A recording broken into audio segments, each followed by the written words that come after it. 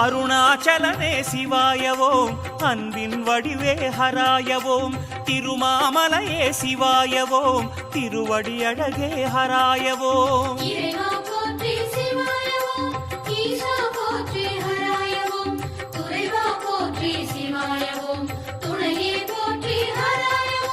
பௌர்ணமி நாயகனே, ஜோதியாய் புன்னகை பூப்பவனே, புனித வலம் வந்தால்